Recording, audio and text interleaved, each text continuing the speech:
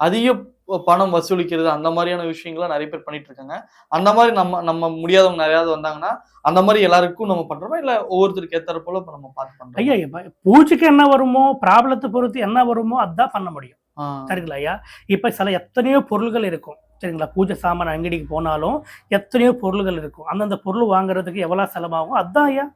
ம். சரிங்களா? நம்ம அதிகமா லாபம் பார்க்கறது, அதிகமான காசு கேட்கறது இல்ல. சரிங்களா? இது என்ன விஷயமோ, அதுதான் நம்ம பண்ணுவோம்.